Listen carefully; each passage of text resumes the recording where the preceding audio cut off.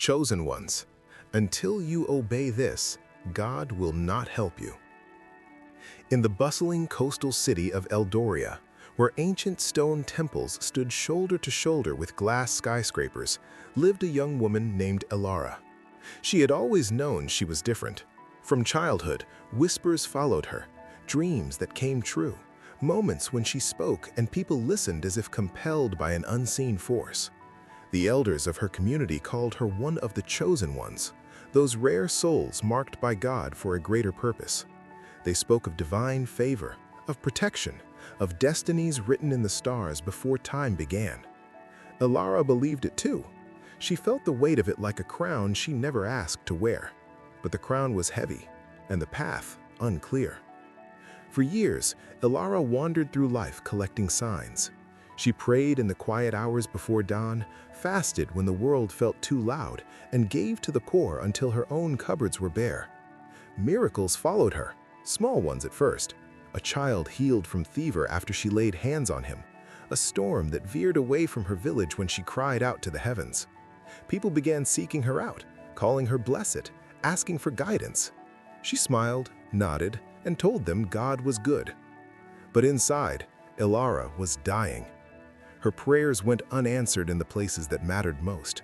Her heart ached for a love she had lost, a family fractured by old wounds, and a purpose that felt like chasing shadows. She begged God for clarity, for breakthrough, for help. Silence answered, or worse, delays that felt like rejection. One winter evening, as snow blanketed the city and the temples glowed under string lights, Elara sat alone in the old chapel on the hill. The place was empty except for the flickering candles and the faint echo of her own breathing. She had come to demand answers. "Lord," she whispered, voice cracking, "you chose me. You marked me.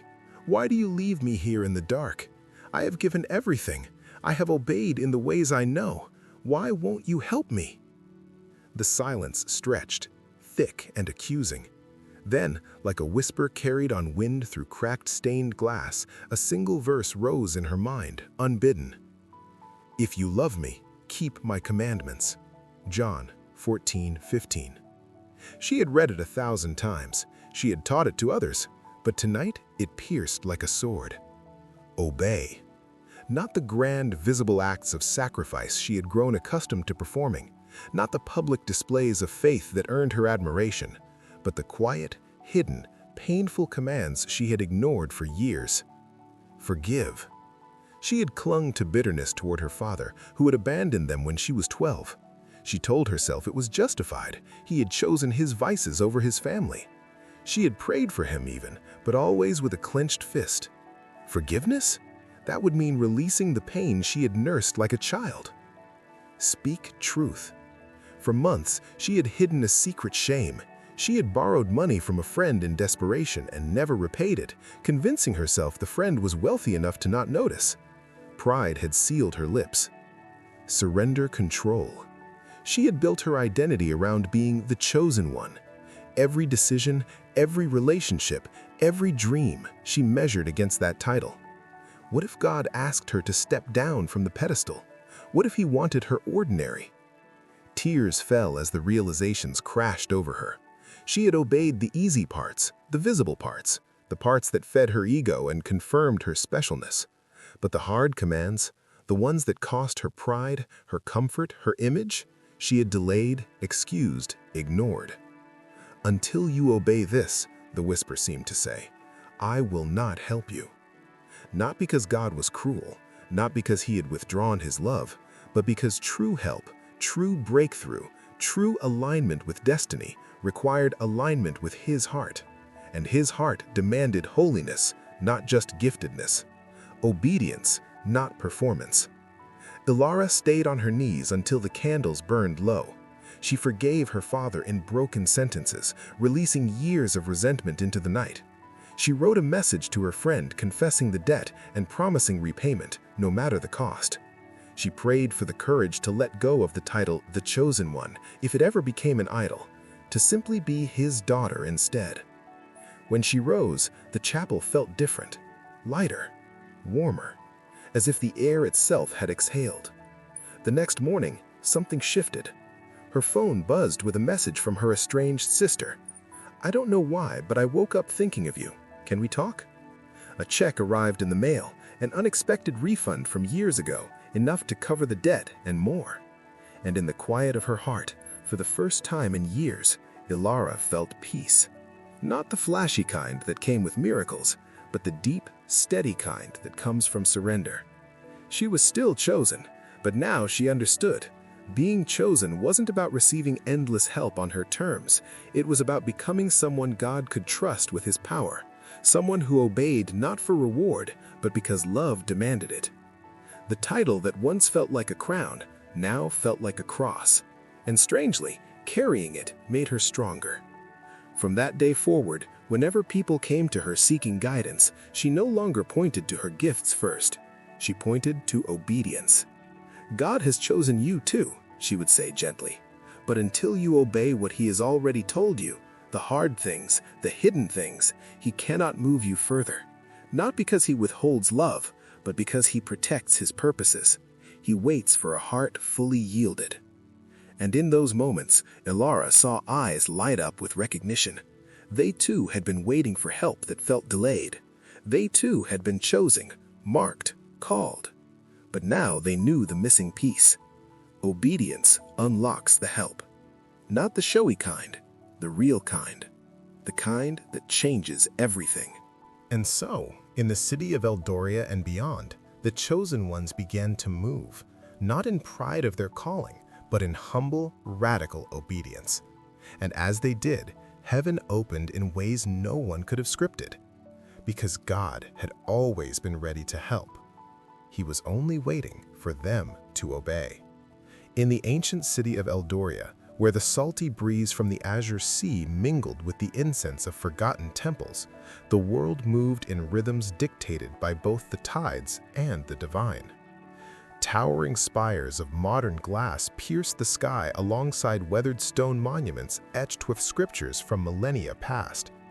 It was a place where faith and progress danced uneasily, where miracles were whispered about in coffee shops and prophecies were debated on social feeds. Amid this tapestry lived Elara Voss, a woman whose life had been woven with threads of destiny since her first breath. Elara was born under a blood moon, the kind that old seers claimed heralded the arrival of the chosen ones, those rare individuals marked by God for extraordinary purposes.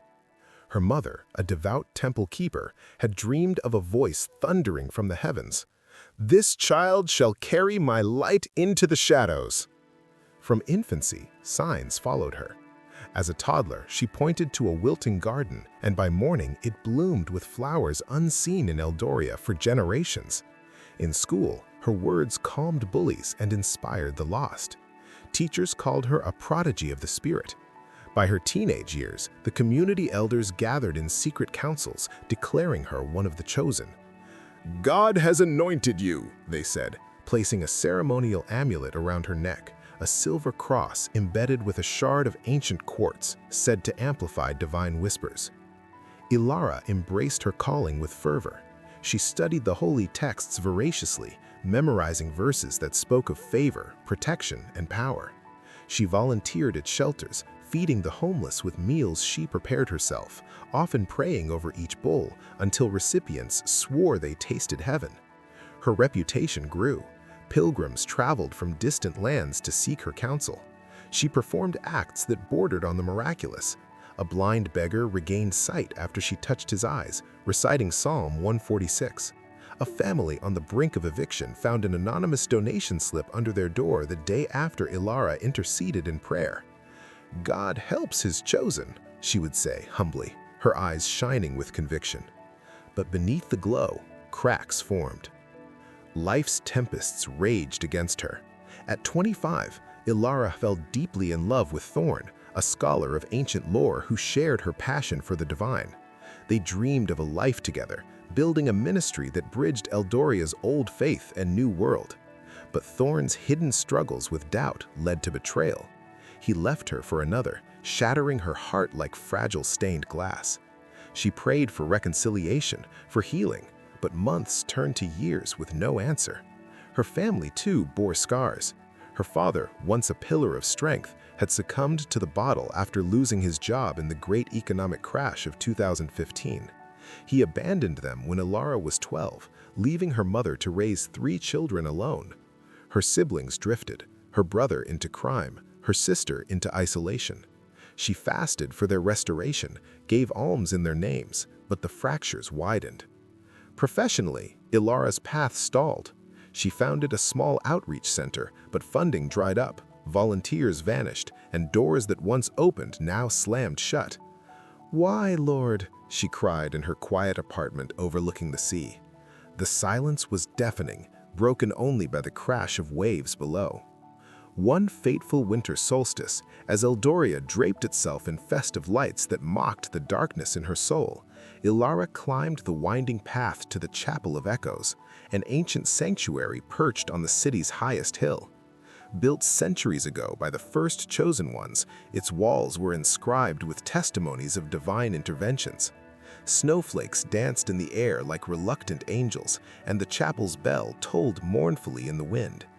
Inside, the air was thick with the scent of beeswax from flickering candles that cast long shadows on the mosaic floor depicting scenes of obedience and glory. Elara knelt before the altar, her amulet cold against her chest. She had come not to plead, but to confront.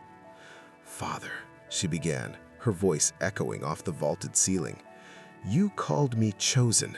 You gifted me with visions and healings. I have served you tirelessly, preaching in the streets, healing the sick, giving until it hurts. Yet my heart bleeds unhealed, my family scatters like leaves in the storm, and my purpose crumbles to dust. Why do you withhold your help? Have I not earned it?"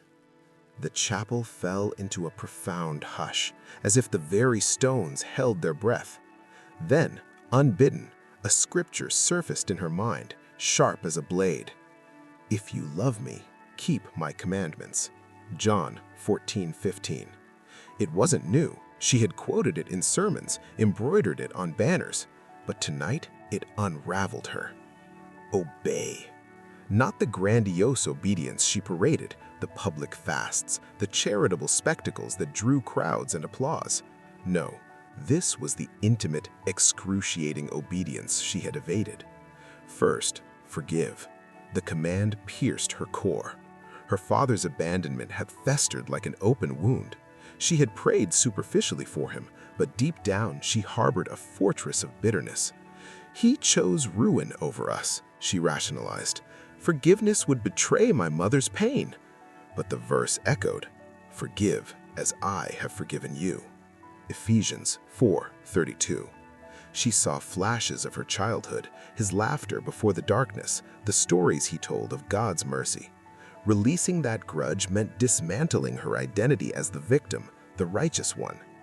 Next, speak truth. A memory surfaced.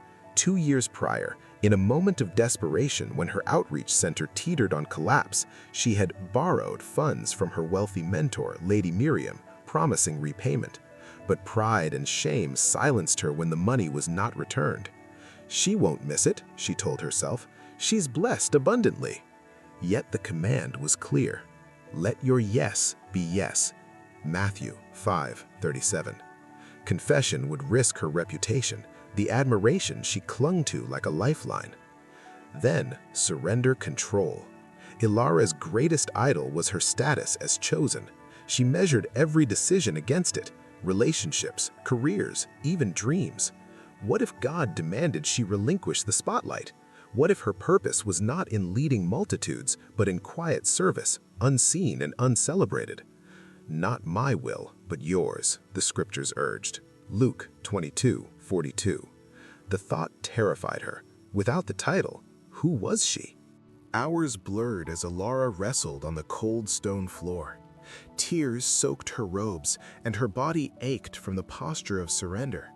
Finally, in the dimming candlelight, she yielded. "I forgive my father," she whispered, visualizing the chains breaking. "Release me from this bitterness." Peace trickled in, tentative at first, like dawn's first light. She pulled out her phone, fingers trembling, and typed a message to Lady Miriam. I must confess something painful. I borrowed from you without full repayment. Please forgive me. I will make it right, whatever it takes." Sending it felt like leaping off the chapel's cliff into the sea below. And for surrender. "Lord, if being chosen means laying it down, I do so now. Use me as you will, not as I desire." As she rose, knees protesting, the chapel transformed. The air warmed, the shadows softened, and a profound stillness settled over her spirit. It wasn't euphoria, but equilibrium, the alignment of a soul finally attuned. Dawn broke over Eldoria as Elara descended the hill. The city stirred to life, unaware of the shift in one woman's world. But the changes came swiftly, like a dam bursting. Her phone vibrated with a call from her sister, Leora, whom she hadn't spoken to in years. "Elara, I had the strangest dream last night of us as children, laughing with Dad. I miss you. Can we meet?" They did, over coffee by the sea, tears mingling with tentative smiles. Forgiveness had opened a door. A letter arrived that afternoon, an inheritance from a distant relative Elara barely remembered, enough to repay Lady Miriam and revive the outreach center. Lady Miriam's response was gracious. "My dear, your honesty heals more than any debt. Let's partner together." Her brother Jax showed up unannounced days later, fresh from rehab. "I don't know why, but I felt pulled here, like something's calling me back." Elara shared her night in the chapel, and for the first time he listened. Even Thorn reappeared, not for romance, but redemption. "I've been lost," he admitted in a chance encounter at the temple. "Your light, it drew me back to faith." Closure came not in rekindled love, but in mutual forgiveness. But the deepest transformation was internal. Elara's gifts amplified, yet she wielded them differently. No longer for show, but in service. She mentored others quietly, teaching that chosenness wasn't a privilege, but a responsibility. "God chooses us all," she told gatherings, her voice steady. "But his help waits on obedience, the unseen acts that shape the heart. Until you obey the hard commands, forgive the unforgivable, confess the hidden, surrender the control, he cannot entrust you with more. Not out of punishment, but protection. A yielded heart is a vessel ready for glory." Word spread. In Eldoria's cafes and temples, people whispered of revival. The chosen ones emerged, not just the marked few, but everyday souls awakening to obedience. A businessman forgave a cheating partner, unlocking prosperity. A mother confessed neglect to her children, mending bonds. Miracles multiplied, storms averted, illnesses reversed, lives transformed. Elara's father returned one rainy evening, weathered and repentant. "I heard of your work," he said at her door, "and something pulled me." In that reunion, Elara saw the full circle, obedience birthing restoration. Years later, as Eldoria evolved, Elara stood on the chapel hill, now a beacon for pilgrims. Her hair silvered, her amulet passed to a young protege. She gazed at the sea, knowing her story was but one thread in God's grand weave. "Chosen ones," she murmured to the wind, "until you obey this fully, deeply, God will not help you. But when you do, oh, the wonders that unfold." And in that obedience, heaven touched earth, one yielded heart at a time.